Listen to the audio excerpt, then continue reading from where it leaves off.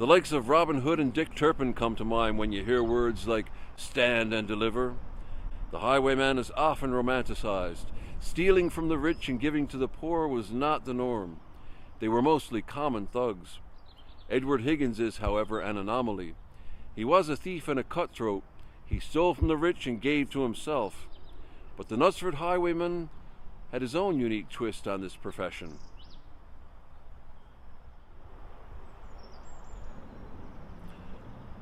This is Knutsford, a beautiful little town in Cheshire. And this is the home of Edward Higgins. If you want to learn more about Knutsford, check out this book. You'll find the link in the description.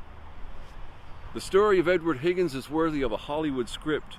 He created a ruse equal to the role played by Leonardo di Caprio in Catch Me If You Can. This low-life criminal managed to insert himself into the High Society of Cheshire, while at the same time he maintained his clandestine operations as a robber, a thief, and a murderer. This is the true story of the Knutsford Highwayman. Nothing is known of the early life of Edward Higgins.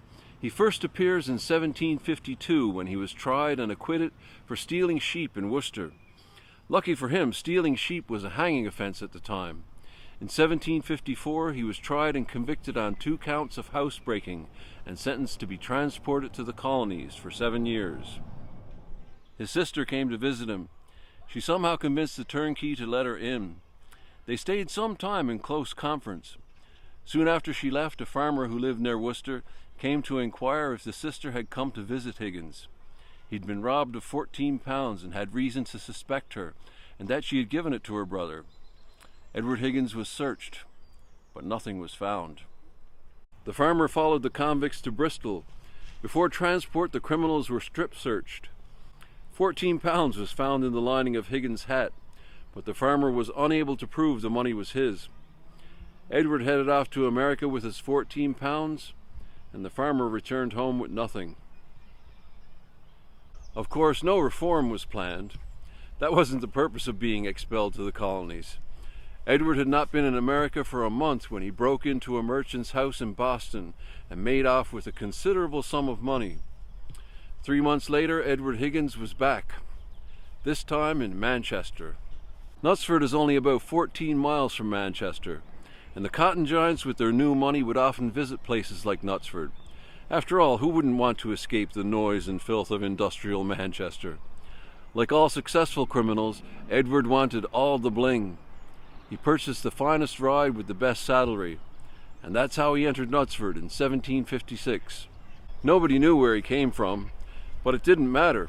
His elegant dress and refined speech had the mark of a gentleman. Edward purchased this house and started filling it with all the trappings that only a gentleman could afford. He had money enough to keep a stable of horses and make improvements to the house. Immediately he was accepted by the local gentry as one of their own. Nobody had any reason to suspect him. His story was a good one. His income came from properties he owned throughout the country. The perfect cover story for someone who every so often would disappear for a month or two and return flush with cash. He married a respectable spinster named Catherine Birtles, and at the baptism of his 3 sons and 2 daughters, his occupation was each time recorded as gentleman. Squire Higgins, as he soon became known, made many friends in the town, including Samuel Egerton of Tatton. He went hunting with them, drank and gambled with them, and attended all the social gatherings.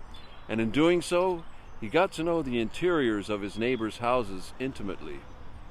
The escapades of Edward Higgins have become the stuff of legend.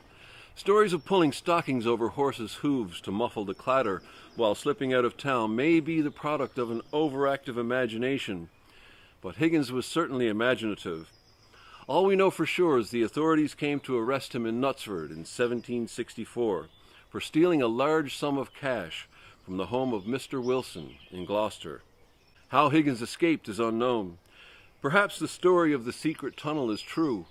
What we do know is he escaped to Bristol and set himself up in the exact same manner, this time under the name Hickson. For 3 years he lived with the High Society of Bristol, but time was running out. He made a trip into Wales where he broke into Lady Maud's house at Westmead. While opening a trunk, the key broke in the lock. When Higgins was taken, The matching key was found in his possession. Higgins was found guilty and sentenced to be executed, but he had one last card up his sleeve. He forged a letter staying his execution. After considerable time, the letter was found to be a fraud, and on Saturday, the 7th of November, 1767, Higgins was sent to the gallows. A final twist in the story of the Knutsford Highwayman comes from his last wish. These were the days of body snatchers. Before the Anatomy Act of 1832, the only legal supply of corpses for anatomical purposes in the UK were those condemned to death. Higgins to the last was an enterprising man. He sold his body to a London surgeon called Cruikshank for educational purposes. The custom was for the body to hang for 1 hour to ensure death, but the surgeon wanted a fresh corpse, and the body was cut down prematurely. As the post-mortem began, it was discovered that Higgins was still alive. An apprentice of Cruikshank had to finish him off. His apprentice was none other than Charles White. Those of you familiar with this channel will remember him. The Manchester surgeon famous for the Manchester Royal Infirmary and the Manchester Mummy. Along with the Manchester Mummy, one of the more curious oddities in the museum in his home in Sale Priory was the skeleton of the infamous Knutsford Highwayman, Squire Edward Higgins.